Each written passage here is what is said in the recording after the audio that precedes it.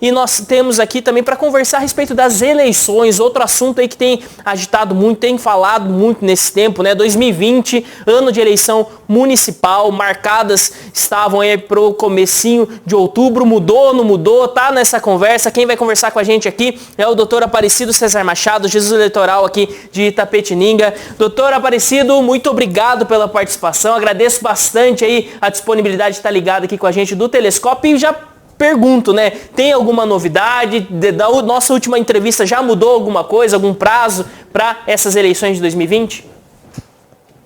Boa tarde aos amigos da TVI. Como havíamos conversado anteriormente, tramitava no Legislativo Federal uma proposta de emenda constitucional para adiamento da data das eleições em razão da pandemia do coronavírus. Isso acabou se efetivando e no último dia 2 de julho foi promulgada a emenda constitucional número 107, que adiou as eleições municipais de 2020, sendo que o primeiro turno vai ser realizado no dia 15 de novembro e o segundo turno no dia 29 de novembro. Em consequência, todos os demais prazos do calendário eleitoral acabaram sendo adiados na mesma proporção, né? Nós tivemos aí um adiamento de 42 dias em relação à data que inicialmente estava prevista, né, com a realização do primeiro turno, que seria no dia 3 de outubro. É bom deixar claro que houve a promulgação dessa emenda e agora o Tribunal Superior Eleitoral vai editar novas normas que vão regulamentar essa emenda constitucional, estabelecendo os detalhes que se norteiam todos pela preservação da saúde, né, pelo cumprimento das regras sanitárias, para que a gente possa realizar as eleições municipais dentro da maior segurança de saúde para os eleitores, para os mesários possível. Ah, sim. Então, já só resumindo aqui, pessoal, nós tivemos a mudança, então, para o dia 15 de novembro, então, para a eleição municipal aqui em Itapetininga. Com isso também os outros prazos, né, prazo de campanha, prazos também que envolvem todo o trâmite aí eleitoral, né, eles também foram alterados, mas com respeito, então, a como vai ser essa eleição, né, quais vão ser os procedimentos de higiene, os procedimentos de segurança que vão ser adotados ali, ainda não se tem uma definição, é isso, doutor? Já tem mais ou menos um prazo quando vai sair essa definição? Se já tem alguma mudança aí aparente já que está sendo apontada, doutor? Na verdade, ainda não temos essa definição.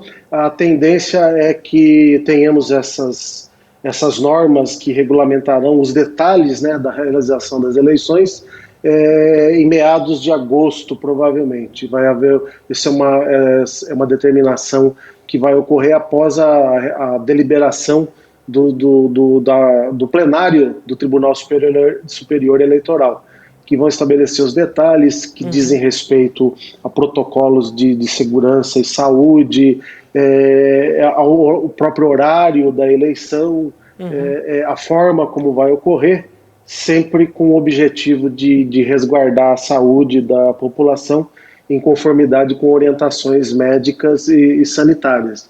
Então, só para dar um exemplo, e é o que tem sido bastante comentado na mídia, poderemos ter, por exemplo, estou dizendo por exemplo, ressaltando isso, porque ainda não há essa definição, podemos ter uma ampliação do horário da eleição.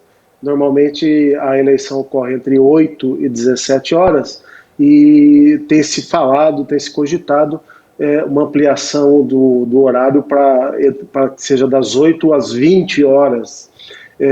Outra possibilidade que tem sido bastante aventada é a do escalonamento do comparecimento dos eleitores, privilegiando num primeiro momento a população de risco.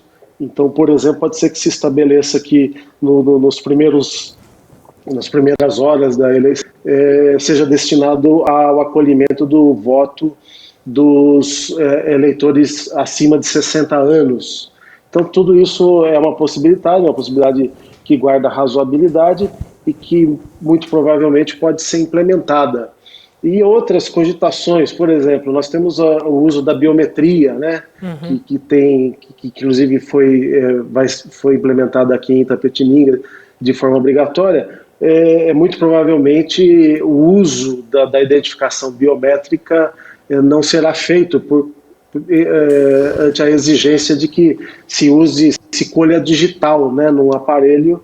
Então, por razões óbvias, né, todo mundo vai ter que colocar o dedo ali no coletor biométrico. É muito provável que isso seja dispensado, então que a identificação do eleitor seja feita pela maneira tradicional, né?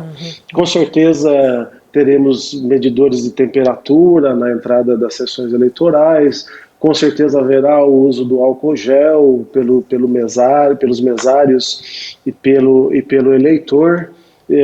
Então, todas essas mudanças que as pessoas já estão meio que acostumadas nas atividades públicas em geral, decorrente dessa pandemia.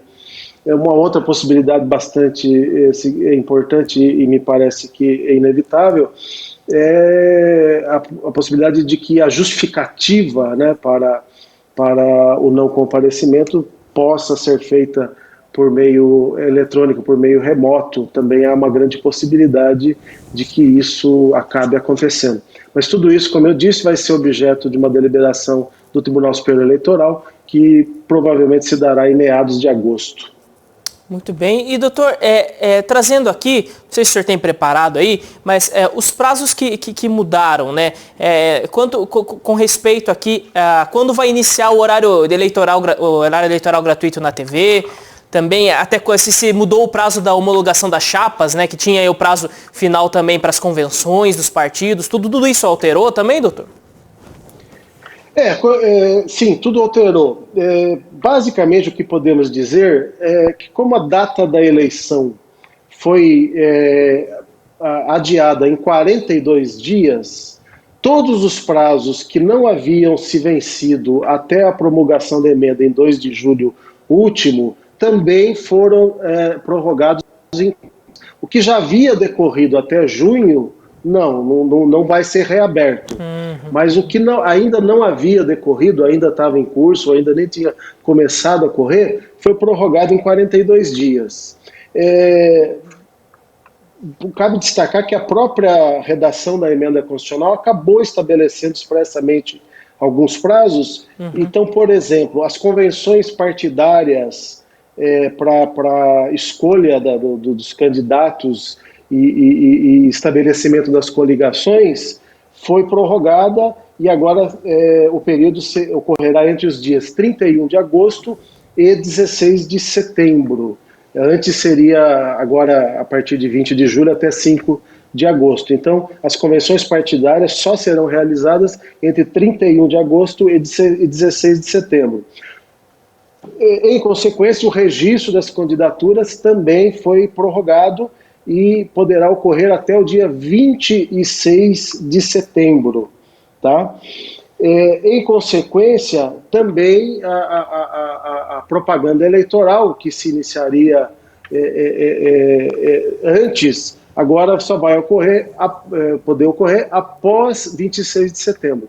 Então, podemos estabelecer essa linha. Todos os prazos que ainda não haviam se encerrado ficam prorrogados em 42 dias. Muito bem, e aqui na TV, né, nós tivemos alguma série de entrevistas aqui com alguns pré-candidatos aqui da cidade, tudo, né, e nós tínhamos, assim, sempre esse cuidado também de prestar atenção nesses prazos e tudo, né. Com agora, é possível continuar ainda essas entrevistas aqui com pré-candidatos, em outras mídias também, tudo, ainda sem estar dentro do tempo da campanha eleitoral, sem estar ainda a parte, vamos dizer assim, que é mais regrada, né, onde tem todo um estabelecimento ali por parte da lei eleitoral, doutor? Isso também foi estendido agora, né? Sim, com certeza, como a escolha dos candidatos e o período de campanha foi prorrogado, até que ocorra essa escolha dos candidatos, existe o fenômeno das pré-candidaturas, que não tem um regramento específico e detalhado sobre a atuação de um pré-candidato, eu diria que tem uma regra básica e única. Como pré-candidato não é candidato, ele não pode pedir voto. Então, aquele que pretende se submeter à votação, que pretende ser candidato, pode se apresentar em público, falar de sua vida, ressaltar as suas qualidades pessoais, mas jamais pedir voto, porque ele ainda não é candidato, porque ele ainda não pode fazer propaganda explícita. É uma linha tênue que separa aí a pré-candidatura da candidatura e comporta interpretação num eventual questionamento, mas basicamente a regra é essa: não pode se apresentar como candidato e não pode pedir voto.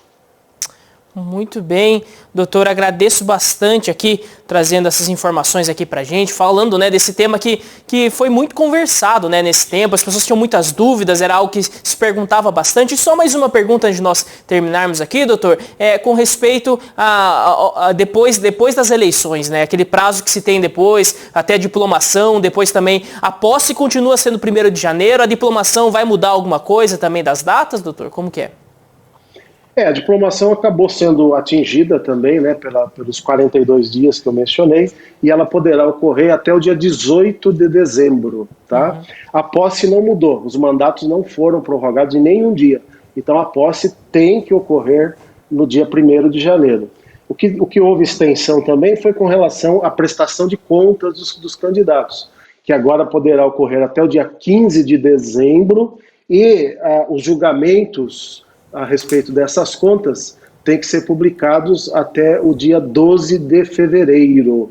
Então, surge um questionamento óbvio: então o candidato vai ser diplomado e vai tomar posse sem que ainda as suas contas tenham sido apreciadas? Sim, infelizmente é assim que vai ocorrer, em razão da diversidade aí representada pela pandemia, não tem como ser diferente. Inclusive, a emenda abre a possibilidade até mesmo de um determinado município em que esteja numa situação de emergência por causa da pandemia, da eleição nem ocorrer nessas datas de 15 de novembro e 29 de novembro, e ocorrer até num outro dia. Lógico que isso tem que ser tomada uma decisão a partir de um decreto legislativo que vai ser provocado pelo Tribunal Superior Eleitoral e decidido pelo Legislativo Federal. É algo grave, é algo extremo, mas não está afastado dessa possibilidade.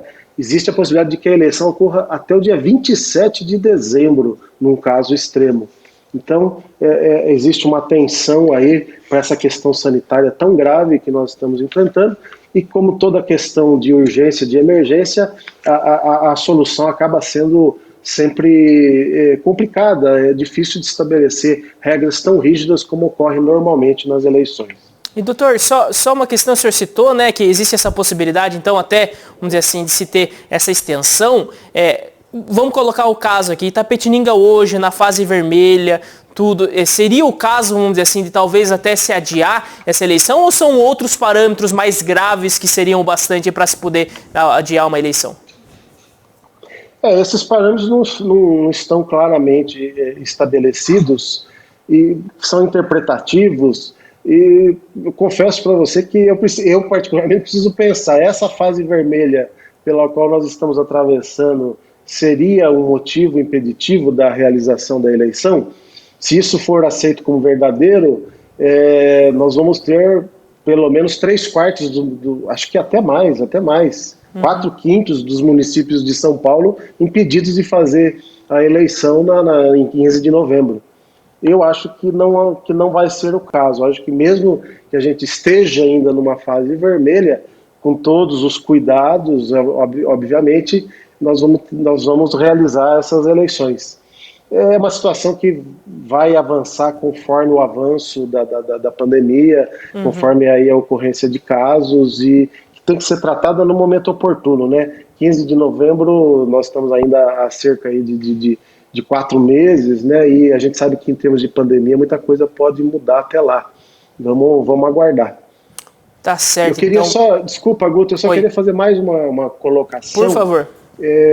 Aproveitando a sua audiência, tem um telefone que vocês colocaram aí no gerador de caracteres, esse que apareceu agora. Esse é o WhatsApp do cartório eleitoral e o e-mail do cartório eleitoral. Nós vamos, na preparação das eleições, nós já estamos na época de começar a convocação dos nossos colaboradores tão importantes para a realização das eleições, os mesários. E nós vamos contatá-los por e-mail e por WhatsApp. Então, aqueles que já costumam colaborar com a gente, os mesários que normalmente trabalham, já saibam que vão ser contatados pelo cartório eleitoral por e-mail e por WhatsApp, esses que estão aí mencionados. Além disso, o trabalho de mesário existe a convocação, mas existe principalmente a voluntariedade cívica aí dos eleitores, e muitos deles se interessam nesse trabalho como mesário. Então, todo aquele eleitor que se interesse por voluntariamente trabalhar, ajudar o processo eleitoral na condição de mesário, pode contatar o cartório eleitoral nesse número aí, que é o nosso WhatsApp institucional, ou também pelo e-mail que está aí na tela, para que demonstre seu interesse e que a gente possa avaliar a possibilidade de convocação dessa pessoa. E doutor, caso alguém seja convocado e esteja no grupo de risco por alguma doença desse tempo, tudo tal, ele pode informar o cartório? Vai ser, vamos dizer assim, existe uma possibilidade de se repensar essa convocação, tudo? Sim, com certeza. Todo aquele que tem uma impossibilidade objetiva vai fazer essa exposição à Justiça Eleitoral, e a Justiça Eleitoral, norteada aí sempre por esses critérios de saúde e normas sanitárias, no caso de uma pessoa do grupo de risco, obviamente que ela vai ser dispensada de trabalhar como mesário.